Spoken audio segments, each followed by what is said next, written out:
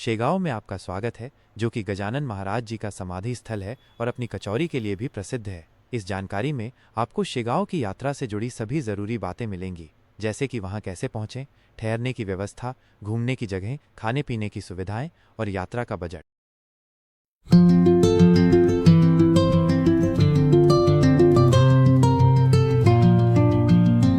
शेगांव पहुंचने के लिए ट्रेन सबसे सस्ता और सुविधाजनक विकल्प है। आपको पूरे भारत से शेगांव के लिए सीधी ट्रेनें मिल जाएंगी।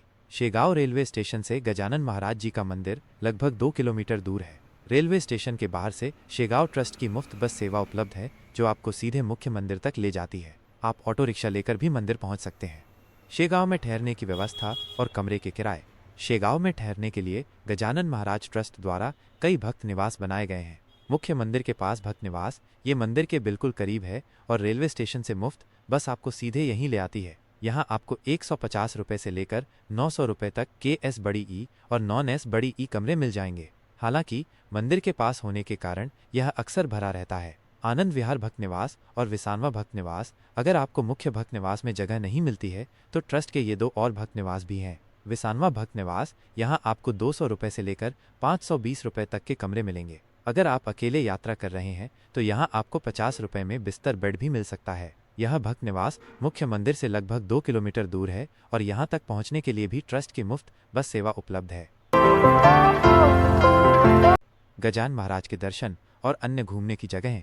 गजानन महाराज जी के मंदिर में दर्शन करने के बाद आप मंदिर परिसर में बने प्रसादालय जा सकते हैं, जहाँ शेगांव ट्रस्ट आने वाले भक्तों के लिए निःशुल्क भोजन प्रसाद उपलब्ध कराता है। दर्शन के बाद शेगांव में कई अन्य महत्वपूर्ण स्थान भी हैं, जहां आप जा सकते हैं। नागझरी गांव संत गोमाजी महाराज मंदिर, यह शेगांव से लगभग 7 किलोमीटर दूर है। माना जाता है कि संत गोमाजी महाराज गजानन महाराज के गुरु थे। मंदिर के अंदर दर्शन के लिए आपको एक गुफा से होकर जाना होता है, जहां संत गोमाजी महाराज तपस्या करते थे और उनका समाधि स्थल है। मंदिर के बाहर गोमुख कुंड है, जहाँ गर्म पानी का स्रोत है और आप स्नान भी कर सकते हैं। यहाँ तक पहुँचने के लिए आप ऑटो ले सकते हैं। कृष्णा जीचा मड़ा, यह वह स्थान है जहां संत गजानन महाराज ने ब्रह्मगिरी गोस्वामी का अहंकार तोड़ा था। यहाँ एक पेंटिंग भी बनी हुई है जो इस घटना का वर्णन करती है।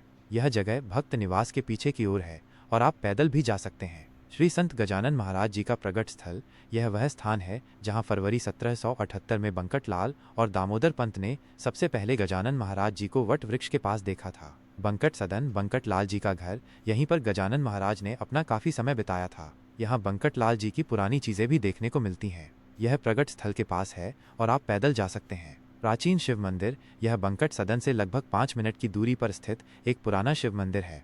खाने पीने की सुविधाएं। आप जिस भी भक्त निवास में ठहरते हैं वहीं पर आपको खाने पीने की सुविधा भी मिलती है।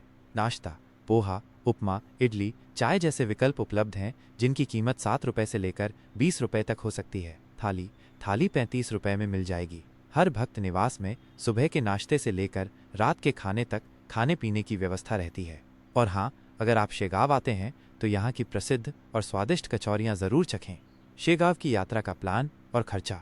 यात्रा अवधि, आप शेगांव को 1 दिन में भी घूम सकते हैं। यदि आप दूर से आ रहे हैं तो 2 दिन की यात्रा का प्लान बना सकते हैं। अनुमानित खर्च, यदि आप शेगांव के भक्त निवास में रुकते हैं, प्रसादालय में भोजन करते हैं और भक्त निवास में खाना खाते हैं तो प्रति व्यक्ति आपका बजट 1000 रुपये से लेकर 2000 रुपये तक आ सकता है।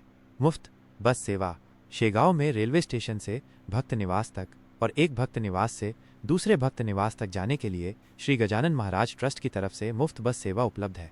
आपको ये जानकारी कैसी लगी, कमेंट करके ज़रूर बताएं और अपने दोस्तों के साथ साझा करें। लाइक और सब्सक्राइब करना न भूलें।